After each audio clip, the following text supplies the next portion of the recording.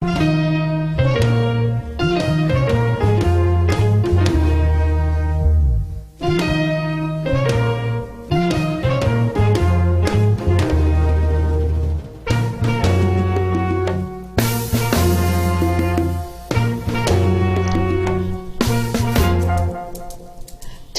images of General Colin Powell in specific, and black, well-trained, energetic soldiers in general, are a great source of pride for most African Americans.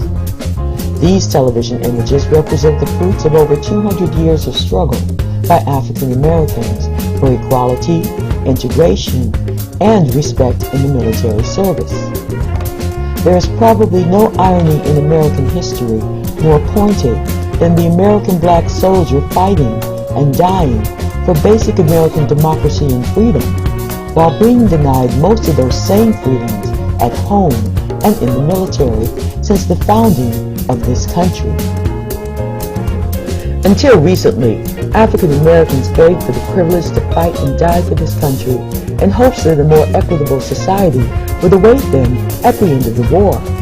However, black soldiers and sailors were strictly prohibited from participation in virtually every American war until a severe manpower shortage made this country desperate. In 1792, laws were passed by Congress to exclude blacks from the Army and Marines.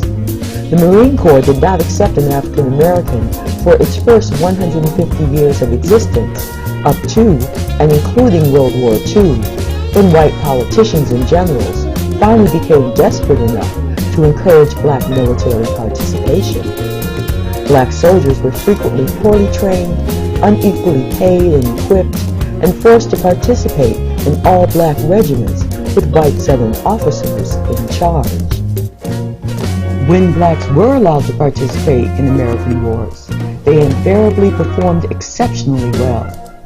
Over 5,000 African Americans, both slave and free, served in the Army during the Revolutionary War, and almost all of them received their freedom and appreciation after the war. In fact, most northern states abolished slavery because of their contribution. The outstanding contributions of over 200,000 African American soldiers and sailors during the Civil War led to the 13th Amendment, freeing all slaves.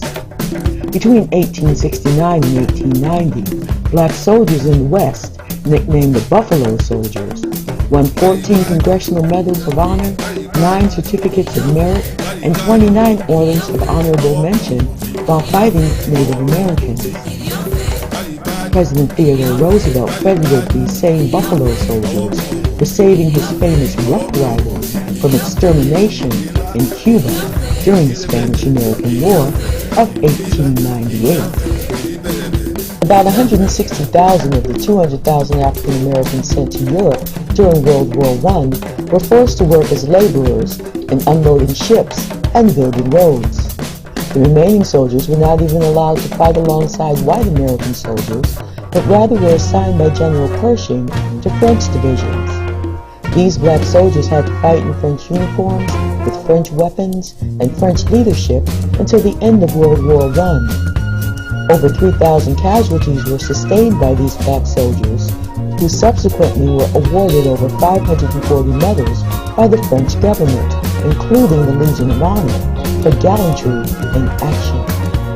The plight of blacks in the military did not improve significantly until President Franklin Roosevelt and President Harry Truman made concessions to black leaders in exchange for black votes.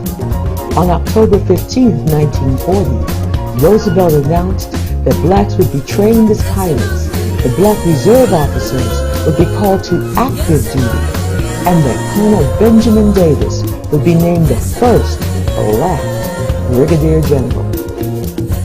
In 1948, Truman was even more desperate for black votes and issued Executive Order 9981, ending military segregation and demanding equality of treatment and opportunity for all persons in the armed services, without regard to race, color, religion, or national origin.